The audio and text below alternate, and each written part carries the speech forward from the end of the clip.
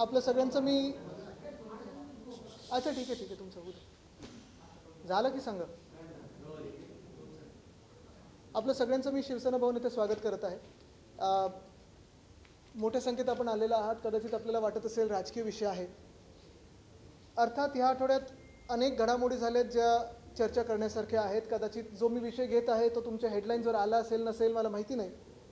याच आठवड्यात आपल्याला आठवत असेल 30 मेला जवळपास 21,000 कोटी आपल्या स्टॉक मार्केटमधून FISनी पुल आउट केलेले आहेत. CBSE असेल, नीट असेल, हे सगळे विषय आहेत. काल परवाकडेच दिल्लीची आग असेल भयानक, ती घडलेली आहे. महागाईवर आमची रोज आंदोलनं सुरू आहेत. आजच पेपरमध्ये आणि सगळ्या बातम्यांमधून आम्ही पाहतोय राजेश मेहता नावाची एक जी व्यक्ती आहे, 15 लाख कोटीचा जवळपास घोटाळाच हेच म्हणावं लागेल आपल्याला. त्याच्यात LICचे 1600 कोटी बुडलेले आहेत. रुपयाची किंमत ढासळत चाललेली आहे. आणि हे सगळं होत असताना साधारणपणे सरकारकडून उत्तर कुठेही येत नाही. पण आजचा जो विषय तो फार महत्त्वाचा घेतलेला आहे मी विषय, कारण आपण इथे येत असताना मुंबईत कधी नाही अशी उष्णता आपल्याला जाणवली असेल. उन्हाळा तर आहेच, समजू शकतो आपण उन्हाळा. आत्तापर्यंत पाऊस पडायला पाहिजे, नाही पडायला पाहिजे, अंदाज जो लागतो ते डिपार्टमेंटचं खरं ठरतं खोटं ठरतं. पण आजचा जो उन्हाळा आहे, आजची जी उष्णता आहे ती एवढी भयानक आहे, आपल्याला वाटते की लू सुटलेली आहे.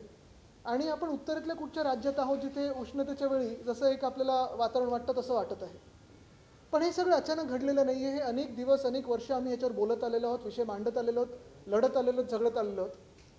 काल परवाकडेच आपण पाहिलं असेल, आम्ही मुंबईतली जी कांदळवनं आहेत 45,000 कापली जातात त्याच्या विरोधात आंदोलन तर केलंच. पण गोराईमध्ये आम्ही जे मॅनग्रोव्ह पार्क केलं त्याचं उद्घाटन करा ह्याच्या मागे लागलं आणि त्याच्यासाठी पण आंदोलन केलं. आज जो आपल्यासमोर विषय आणत आहे तो हाच आहे की गडचिरोलीमध्ये एका टायगर कॉरिडॉरमध्ये मायनिंगसाठी परवाने दिले जात आहेत. आम्हाला सगळ्यांना माहिती आहे, आपल्याला देखील माहिती आहे की मायनिंग हे अनेकदा जंगलांमध्येच होतं, जंगलाच्या आसपासच्या परिसरात होतं. तिथे ही जी एक नॅचरल वेल्थ असते, नॅचरल रिसोर्स असतात त्या आजूबाजूच्या परिसरात असतात. पण हे जे चाललेलं आहे, हा प्रकार जो चाललेला आहे तो एवढा भयानक चाललेला आहे. आणि राज्य सरकार आणि केंद्र सरकारमध्ये कसा ताळमेळ नाही आहे, कशी सांगड घातली जात नाही आहे, कशी एकामेकांच्या परवानग्यांसाठी पण थांबत नाही आहेत, एखाद्या उद्योगपत्यांना देण्यासाठी कशी ही रेस लागलेली आहे, ह्याची क्रोनॉलॉजी आपण समजून घेणं गरजेचं आहे. आपण पाहिलं असेल अरावलीबद्दल तर विषय घेतलेलाच आहे. तिकडच्या स्थानिक जनतेने रस्त्यावर उतरून आंदोलन केलं, चिपको आंदोलनसारखं आंदोलन केलं. महिला असतील, पुरुष असतील, लहान मुलं असतील, वयोवृद्ध असतील, सगळे उतरले आणि त्याच्यासाठी आंदोलन केलं. अरावली वाचवण्याचा प्रयत्न केला आणि सरकारला त्या निर्णयावर मागे जायला लागलं. अंदमानबद्दल तर चर्चा जोरात सुरू आहे. अंदमान नष्ट झालं, तिकडची जी एक नैसर्गिक संपत्ती ती नष्ट झाली तर काय राहणार नेमकं त्या बेटांवर, हा देखील एक प्रश्न उपस्थित होतो. मागच्याच महिन्यामध्ये नाही तर त्याच्या थोड्या आधी म्हणजे मे आणि एप्रिलच्या महिन्यामध्ये चंद्रपूर इथे लोहार डोंगरी नावाची एक माईन उघडणार होते. तीही ताडोबा आणि अजून एका टायगर रिझर्वच्या बरोबर टायगर कॉरिडॉरमध्ये होती. मी तो विषय अधिवेशनात घेतला. तिथे बंडू धोत्रे आमचे मित्र ते उपोषणाला बसले आणि सरकारला त्याच्यावर मागे जायला लागलं. पण गडचिरोलीमधला विषय एवढ्यासाठी महत्त्वाचा होतो कारण तिकडचे जास्ती करून जे प्रकल्प असतील ते तेवढे मीडियाच्या लाईमलाईटमध्ये किंवा राजकीय पक्षांच्या लाईमलाईटमध्ये येत नाहीत. आणि आता जर आपण पाहिलं तर गडचिरोलीमध्ये जी गावं आहेत, हेद्री आहे, बांदे आहे, परसलगोंडी आहे आणि राऊंड परसलगोंडी आहे, तिथे ताडोबा इंद्रावती टायगर कॉरिडॉरमध्ये हे मायनिंगचं प्रोजेक्ट लॉईड्स कंपनीला दिलं जात आहे. हे कुठच्या कंपनीला दिलं जातं आहे देणं घेणं नाही, त्यांचा तो अधिकार आहे कुठेही घेण्याचा. पण ज्या प्रकारे दिलं जात आहे आणि जिथे दिलं जात आहे त्याला स्थानिक जनतेचं, पर्यावरणवाद्यांचं, जे कोणी लॉजिकल विचार करतात ह्यांचा आणि आमचा सर्वांचा विरोध आहे. ह्याचं कारण एकच आहे, कारण हे जे पूर्ण माईन दिली जात आहे ती बरोबर प्रोटेक्टेड टायगर कॉरिडॉरमध्ये दिली जात आहे. पण गंमत अशी आहे की एका बाजूला केंद्र सरकार, एका बाजूला केंद्रीय जे खातं आहे ते सांगतं की हे टायगर कॉरिडॉर आहे. जे नॅशनल टायगर कॉन्झर्वेशन अथॉरिटी आहे त्यांचं म्हणणं पण हेच आहे की 32 टायगर कॉरिडॉर्स आपले देशातले आणि बाकी सगळीकडे जिथून जिथून टायगर मूव्हमेंट असते किंवा वाईल्ड लाईफ मूव्हमेंट असते त्याला डीम्ड टायगर कॉरिडॉर हे आपण असंच समजतो. पण आता तुम्ही बघा गंमत अशी झाली आहे, हे डीम्ड टायगर कॉरिडॉर किंवा टायगर कॉरिडॉरची जी अट आहे ती डायल्यूट करण्यासाठी मागच्या वर्षी म्हणजे 17 एप्रिल 2025 रोजी state board of wild life जो आहे आपल्याकडचा राज्यातला, त्याचे अध्यक्ष मुख्यमंत्री असतात आणि बाकीचे जे मेंबर्स आहेत मग त्याच्यात काही टेक्निकल मेंबर्स असतात, काही NGO असतात, काही फॉरेस्ट डिपार्टमेंटचे लोक असतात. त्यांनी 17 एप्रिलच्या दिवशी निर्णय घेतला की आपल्या राज्यातले सगळे टायगर कॉरिडॉर्स किंवा हे डीम्ड टायगर कॉरिडॉर्स डायल्यूट करून टाका. इथे तुम्ही लायसन्स देऊ शकता, परवाने देऊ शकता. कशासाठी? तर खाणींसाठी मायनिंगसाठी लायसन्स देऊ शकतात. ह्याच निर्णयाच्या विरुद्ध मागच्या जूनमध्ये म्हणजे 2025च्या जूनमध्ये एक PIL झाली कोर्टात. त्या PILची अखेरची सुनावणी फेब्रुवारी 2026 12 फेब्रुवारी 2026मध्ये झाली आणि तेव्हापासून आत्तापर्यंत रिझर्व्ह फॉर ऑर्डर आहे. म्हणजे फेब्रुवारी, मार्च, एप्रिल, मे, जून 5 महिने रिझर्व्ह फॉर ऑर्डर आहे. असो, रिझर्व्ह फॉर ऑर्डर असल्यानंतर देखील आपण पाहिलं असेल एखादा विषय जेव्हा रिझर्व्ह फॉर ऑर्डर असतो त्याचा अर्थ हाच असतो की हे सबज्युडिस असतो. सबज्युडिस असताना देखील ह्या 28 तारखेला म्हणजे 28 एप्रिल 2026ला PCCF श्रीनिवास रेड्डी नावाचे आहेत, प्रिन्सिपल कॉन्झर्वेटर ऑफ फॉरेस्ट, त्यांनी पत्र दिलेलं आहे किंवा कारण त्यांना अर्थात विचारलं गेलं की ही जमीन आपण मायनिंगसाठी देऊ शकतो का. हे त्यांचं पत्र आहे 28/4/2026चं. ह्याच PCCFच्या पत्रामध्ये जे त्यांनी ॲडिशनल सेक्रेटरी फॉरेस्टनं दिलेलं आहे त्याच्यात त्यांनी सांगितलं आहे की आफ्टर एक्झामिनिंग द प्रोव्हिजन्स वगैरे जी काही तांत्रिक भाषा असते ती सगळं करून त्यांनी सांगितलेलं आहे की हा डीम टायगर कॉरिडॉरमध्ये येत आहे आणि ह्याच्यासाठी आपल्याला नॅशनल टायगर अथॉरिटी आणि नॅशनल बोर्ड ऑफ वाईल्ड लाईफकडे जायला लागेल. हे ह्या 28 तारखेच्या पत्रामध्ये लिहिलेलं आहे. 28 एप्रिल. आता हे झालं तरी सरकारला घाई लागली होती. बरं, हे पण सरकारला माहिती आहे की जर हा सगळा जो प्रकल्प आहे किंवा हे जे सगळा हा जो प्रस्ताव आहे तो केंद्राकडे गेला, कदाचित उशीर येऊ शकतो, कदाचित नाकारला जाऊ शकतो, कारण हा ताडोबा आणि इंद्रावती जे 2 टायगर रिझर्व्ह आहेत त्याच्या कॉरिडॉरमध्ये. परत ताडोबा म्हणजे आपण जगाला सांगतो की जर तुम्हाला हमखास वाघ बघायचं असेल तर ताडोब्यामध्ये या, महाराष्ट्रातलं आमचं पर्यटन बघा, आमचं पर्यावरण बघा, आमचे वाघ बघा. कुठे जायला सांगतो आपण? ताडोब्यामध्ये. हेच बरोबर 13/5/2026चं पत्र आहे ह्याच PCCFचं, ज्यांनी आता लिहिलेलं आहे चीफ कॉन्झर्वेटर फॉरेस्ट यांना गडचिरोली सर्कलच्या, की हे सगळं ठीक आहे, मी आधी पत्र लिहिलं होतं, पण एखादा रिपोर्ट असा येतो, it has also been reported that the project area does not fall within tiger corridors delimited in NTCS tiger population report. म्हणजे काय?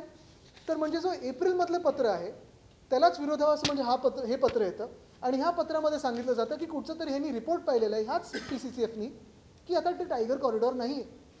एका बाजूला आम्ही पाहतो अधिवेशनात देखील अनेक आमदार सांगत असतात की बिबटे येत आहेत आता लोकांच्या वस्तीमध्ये, वाघ येतात लोकांच्या वस्तीमध्ये, पण दुसऱ्या बाजूला हेच श्रीनिवास रेड्डी सांगतात, हा पूर्ण पॅरेग्राफ, हे 2 पॅरेग्राफ्स महत्त्वाचे त्याच्यात, सगळं काही वाचून दाखवणार नाही, पण ह्याच्यात महत्त्वाची गोष्ट म्हणजे एका महिन्यात त्यांचं हृदय परिवर्तन होतं आणि ते सांगतात की आता एक रिपोर्ट त्यांनी पाहिला की तिथे आता टायगर जातच नाही, टायगर कॉरिडॉर नाही आहे आणि हे तुम्ही जागा हँडओव्हर करू शकता जी कंपनीनी मायनिंगचे परवाने मागितलेत त्यांना. आणि मग सगळ्यात धक्कादायक गोष्ट म्हणजे त्याच महिन्याच्या 21 तारखेला त्यांनी एक पत्र दिलेलं आहे की आधीचं जे पत्र आहे म्हणजे 28 एप्रिलचं जे पत्र, ज्याच्यात त्यांनी सांगितलं होतं की हा टायगर कॉरिडॉर आहे, एक्झामिन करायला लागेल, केंद्र सरकारकडे पाठवायला लागेल, त्याच्यात त्यांनी पत्र मस्त देऊन टाकलेलं आहे 21 मे 2026चं. Withdrawal of letter regarding legal clarification on identification of tiger corridors under wildlife protection act 1972. आता तुम्ही ह्याचं गांभीर्य समजा. एक खाण किंवा एखादी माईन घेण्यासाठी एक कंपनी परवानगी मागते. ती परवानगी ऑफकोर्स जसं की प्रोसेस आहे ती स्टेट बोर्ड ऑफ वाईल्ड लाईफकडे जाते. State board of wild life मागच्या वर्षीच्या एप्रिलमध्ये सांगतं की नाही, आता सगळे जे काही टायगर कॉरिडॉर्स आहेत ते आपण रेकग्नाईज करायचेच नाहीत, ओळखायचेच नाहीत, ते रद्द झालेले आहेत, आपण आपल्या प्रथेप्रमाणे जायचं किंवा आपली नवीन एक प्रथा आपण इथे सुरू करूया आणि तुम्ही कोणालाही जमीन देऊ शकता. जेव्हा PCCFनं विचारलं जातं, ज्यांची जबाबदारी आहे सगळे जी जंगलं आहेत किंवा झाडं वनं हे सगळं वाचवण्याची, ते सांगतात नाही, तुम्हाला केंद्राकडे जायलाच लागेल, कारण ती प्रथा आहे. National board of wild life असेल, नॅशनल टायगर कॉन्झर्वेशन अथॉरिटी असेल, आणि हे सगळं करून कोणाचं नेमकं प्रेशर आलं, हे जे श्रीनिवास रेड्डी आहेत PCCF यांच्यावर, की हे ना पत्र असं द्यावं लागलं की मी जे काही म्हणत आहे ते सगळं काही आता विड्रॉ करत आहे, कन्सिडर द लेटर विड्रॉन. ही किती मोठी गोष्ट आहे. म्हणजे आता शहरांमध्ये जर पाहिलं तर नागपूरमध्ये अजनीवन कापायच्या मागेत, पुण्यात वेताळ टेकडी कापायच्या मागेत, ठाण्यामध्ये येऊरच्या जंगलाच्या मागे लागलेत, मुंबईमध्ये कांदळवनाच्या मागे लागलेले आहेत. आता शहरातली जंगलं तर सोडाच, जंगलातली किंवा जे प्रोटेक्टेड एरियाज आहेत, वाईल्ड लाईफ प्रोटेक्शन ॲक्ट सारखा गंभीर कायदा देखील मोडून हे सरकार कोणाचं बनत आहे, जनतेचं नाहीच. इकडे मी अजून एक ऐकलं की जे आदिवासी बांधव राहतात इथे त्यांचं देखील हिअरिंग थातूर मातूर काहीतरी घेतलं आणि ते 150 किलोमीटर लांब घेतलं. मग नेमकं हे सरकार कोणाचं आहे? जसं मी सांगितलं होतं मागच्या आपल्या प्रेस कॉन्फरन्समध्ये की मुंबईत देखील 3 मोकळी मैदानं हे बिल्डरांच्या किंवा उद्योगपत्यांच्या घशात घालत आहेत. आता जंगलं देखील उद्योगपत्यांच्या घशात घालायला लागलेत. म्हणजे हे बिल्डर कॉन्ट्रॅक्टर सूटबूटचं सरकार आहे हे स्पष्ट झालेलं आहे. आमची ठाम मागणी राहील ह्याच्यावर. मी पत्र तर लिहिलंच आहे. केंद्रीय मंत्री भूपेंद्र यादवजींना पत्र लिहिलेलं आहे मी. पहिली गोष्ट म्हणजे हे जे कोण श्रीनिवास रेड्डी आहेत PCCF ह्यांचं सस्पेन्शन आत्ताच्या आत्ता व्हावं, कारण ते त्यांच्या ड्युटीच्या पलीकडे जाऊन कुठच्या तरी घोटाळ्यात अडकत आहेत असं दिसत आहे. त्यांचं इन्व्हेस्टिगेशन व्हावं, त्यांच्यावर चौकशी व्हावी. दुसरी गोष्ट म्हणजे state board of wild life ज्याची ड्युटी आहे की दिलेल्या अखत्यारीतच काम करावं, त्याच्या पलीकडे जाऊन काम केल्यासाठी त्यांना देखील त्यांनी सस्पेंड किंवा डायल्यूट करून टाकावं, डिझॉल्व्ह करून टाकावं. आणि तिसरी गोष्ट म्हणजे ह्या मायनिंगचा जो परवाना आहे तो रद्द करावा आणि टायगर कॉरिडॉर जो आहे तो रिइन्स्टेट करावा. दिल्ली में टाइगर रिजर्व को लेकर के जिस तरीके से राज्य सरकार ने एक प्राइवेट कंपनी को वहां पर माइनिंग का अधिकार दिया है, कितना घातक है, खास करके महाराष्ट्र में तड़ोबा टाइगर रिजर्व पूरे देश में प्रसिद्ध है. दुनिया भर में हम कहते हैं कि अगर टाइगर को 100% देखना हो तो ताडोबा आइए, महाराष्ट्र में आइए. पिछले महीने या अप्रैल या मई में एक माइन का परमिट दिया गया था लोहार डोंगरी में, वो था चंद्रपुर में. उसका विरोध मैंने हमारे यहाँ के सदन में किया था और फिर वहाँ बंडू धोत्रे जो हमारे दोस्त है, मित्र है, पर्यावरणवादी है, उन्होंने भी अनशन करके विरोध किया था और सरकार को पीछे जाना पड़ा. वो माइनिंग परवाना था वो कैंसिल करना पड़ा. अभी हम देख रहे हैं, कल भी 1-2 रिपोर्ट आए, लेकिन बहुत सारे अलग विषय चल रहे हैं देश में, इसलिए शायद इस पर ज़्यादा लाइमलाइट ना हुआ होगा. लेकिन अभी ताड़ोबार इंद्रावती का जो टाइगर कॉरिडोर है उसी को लेके बराबर अभी चर्चा चल रही है कि ये एक कंपनी को दिया जाए और माइनिंग के लिए परमिट किया जाए. सबसे बड़ी बात और गंभीर बात यही है कि नेशनल टाइगर कंजर्वेशन अथॉरिटी और national board of wild life को यहाँ से दूर रखा है, इससे अलग कर दिया है. State board of wild life ने ये निर्णय लिया है, ये तय कर लिया है कि अभी वो ऐसे परमिशंस के लिए कभी भी सेंटर के पास जाएंगे नहीं जो कि ये वाइल्ड लाइफ प्रोटेक्शन एक्ट के खिलाफ है. अगर केंद्र सरकार चाहती है तो यहाँ भी वो जो रेड्डी है, श्रीनिवास रेड्डी PCCF, उन पे कार्रवाई कर सकते हैं, ये माइनिंग की परमिशन रद्द कर सकते हैं और टाइगर कॉरिडोर बचा सकते हैं. ऐसा खत मैंने लिखा है. एक सवाल this week we are celebrating Environment Day, and at the same time we are hearing about this. How are you going to challenge it, and what do you think is the intention of the government behind contradictory statements or the reports that we are seeing? I think the BJP regime celebrating or even observing World Environment Day is a farce by itself. You see controversies all over India with regards to environment, be it with the mining permits in Aravalli, or be it the proposed destruction of Andamans, or cities like Mumbai, Pune, Thane, Nashik, Nagpur not being spared of environmental destruction. Now the government is also looking at destroying tiger corridors. The one I'm speaking about is here, where the current government is wanting to give a mining permit in Gadchiroli, in the villages of Hedri, Bandhe, Parsalgondi, Round Parsalgondi, in the Tadoba Indravati Tiger Corridor. What is more shocking is all the letters of the PCCF are contradictory. In one letter, the PCCF states that there is a tiger corridor or a deemed tiger corridor, and the government has to refer this matter for permission to the National Board of Wildlife and the National Tiger Conservation Authority. The next letter, because of someone's pressure from probably within the Chief Minister's office or the State Board of Wildlife, he is saying that we do not need any permissions anymore because there's a report which says that tigers do not pass from there. And now what is even more grave and dangerous is that the State Board of Wildlife has diluted the tiger corridors and the definition of tiger corridor, furthermore stating that they do not need to go to the national authorities. Does this mean that the state is now bypassing the national authorities in the federal structure to hand out mines to their favored and favorite companies? Aditya, एक सवाल विधान परिषद को लेकर के है. जिस तरीके से 7-8 candidates का बताया जा रहा है कि बिन विरोध वो चुनाव जीत गए हैं, कैसे देखते हैं और क्या? अभिषेक जी, कोई चुनाव लड़े ना लड़े, जीत सकते हैं, हार सकते हैं, ये तो चलते रहते बात. सरकारें बनती है, बिगड़ती है, सब होते रहता है. लेकिन ये जो मैं कह रहा हूँ ना, आज जो आपको पानी की कमतरता आप देख रहे हो, बाहर जो हीट है वो देख रहे हो, जीने जैसा नहीं रहेगा ये शहर और देश.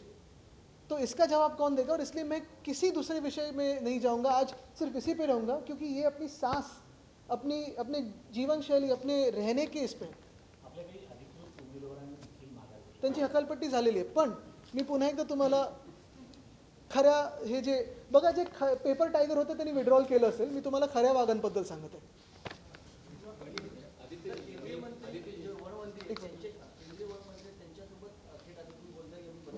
बघा मी पत्रव्यवहार केलेला आहे आणि त्यांना सांगितलं की तुम्ही चौकशी लावा.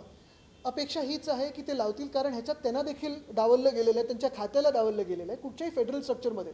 आणि आम्ही तर जे साधारणपणे रिजनल पार्टीज आहोत, फेडरल स्ट्रक्चरवर बोलत असतो, आम्ही राज्याच्या अधिकारांबद्दल बोलत असतो. कदाचित पहिल्यांदा मी केंद्र सरकारच्या अधिकाराबद्दल पण बोलत आहे आणि हे देखील याच्यात महत्त्वाचं आहे.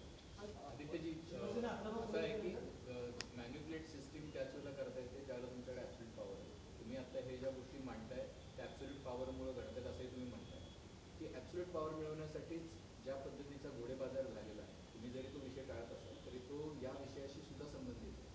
अशाच पद्धतीच्या गोष्टी घडतात आणि मॅन्युप्युलेशन नंतर तुम्ही इथे येऊन थांबता. तर तुम्हाला असं वाटत नाही की ज्या पद्धतीचे उमेदवार महाविकास आघाडीने पण दिले, ज्या पद्धतीचे उमेदवार सगळ्या पक्षातल्या उमेदवार म्हणजे तिन्ही पक्षातल्या उमेदवारांनी माघार घेतल्याच्या घटना घडल्या, तुमच्या पक्षातल्या राष्ट्रवादीच्या, पुण्याच्या आणि सोलापूरच्या, तर असे उमेदवार शोधणं सुद्धा कठीण झालंय का आणि काय कशामुळे माघार घेतात? मला वाटतं तुम्ही ॲब्सोल्यूट पॉवरचं जे बोलताय ना, ती पॉवर कोण कोणासाठी वापरतं हे फार महत्त्वाचं आहे. आम्ही जेव्हा सत्तेत होतो तेव्हा सगळे निर्णय हे जनहिताचे घेत होतो, जनतेसाठी घेत होतो. आता जी ॲब्सोल्यूट पॉवर भाजपच्या हातात आलेली आहे, आपण बघताय ज्या लोकांनी भाजपला मतदान केलं त्यांच्यावर घरावरही बुलडोजर चाललेले आहेत. आणि हे जर झालं तर जे मी सांगितलं ना, आपला देश जर तुम्ही पूर्ण पर्यावरण नष्ट करून टाकलं तर राहण्यासारखं राहणार नाही. आता पुण्यामधलंच तुम्हाला उदाहरण देतो मी. पुण्यामध्ये सत्ता तर आली भाजपची आणि तिथे आल्यानंतर वेताळ टेकडी असेल किंवा रिव्हरफ्रंट डेव्हलपमेंट असेल हे तोडायला निघालेले आहेत. नागपूरमध्ये भाजपची सत्ता आहे, अजनीवन तोडायला निघालेले आहेत. ठाण्यामध्ये भाजपची सत्ता आहे आणि मिंदेंची सत्ता आहे, येऊरचा तोडून फायदा घेऊन बिल्डरांना देत आहेत. मुंबईमध्ये कांदळवन तोडून कोणाला देणार आहेत. मुद्दा हाच आहे की भाजपची सत्ता राबवत आहे, ती सत्ता फक्त आणि फक्त त्यांच्या काही ठराविक उद्योगपती आणि बिल्डर कॉन्ट्रॅक्टर मित्रांसाठी राबवत आहे. ही सत्ता त्यांना लग, पण आम्ही जनतेसाठी लढत राहू आणि ते आम्ही करतो. मग त्याच्यात कोणी माघार घेतली, पुढाकार घेतला ते त्यांचा प्रश्न. Aditya, very importantly, you have spoken about all these issues, but there is an important issue. The same pattern of Maharashtra which has been followed in West Bengal, which has been split and everything which is going on. What is your stand? Because same the Sattawad and everything has happened over there. And second, you are known for the in Maharashtra for the youth. In the Cockroach Janata Party, Abhishek Dipke is coming in Delhi. He is very scared of getting respect and for the Janata for the protest and all. So he also the CJP also asked other parties to come to join. So is Shiv Sena UPD is going to join the CJP? What is very important is the Cockroach Janata Party started off as a social media movement, and be it the young, be it from whatever age group, you see a huge following for that. Obviously, people want something different. People want a fresh face. This is a movement which is without a face. Kudos to Abhishek Abhijit Dipke, who's coming from there. The very first thing is, I don't think he's scared. If he was scared, he wouldn't have come back. But the question is, how scared is the government? If the government is actually scared of one person running a social media account and the youth following legitimate questions, then the government will go and arrest him at the airport itself. So this is not a test of Dipke, this is a test of the government, which may or may not arrest him. It depends on how scared the government is. Two, also hats off to the young boys from the CBSE batch of this year, Sarthak and the other young kids who actually exposed the system. For which, again, for this exposure, the government has rewarded the officers instead of punishing them. So this goes on. Sorry, तुमचा पहिला प्रश्न काय होता? First question about the West Bengal. West Bengal. आता contempt किती होऊ शकतो? जर had we got justice earlier than now, the political situation wouldn't have become as murky as it is. We're hoping for justice with all due regards to the Honorable Supreme Court, but the point is this, that one Chief Justice has also said that justice delayed is justice destroyed. I think this is a living example of justice being destroyed. बघा, महत्त्वाची गोष्ट त्यांचं मागणी काय आहे? धर्मेंद्र प्रधाननी राजीनामा द्यावा. तुमचा याला विरोध आहे?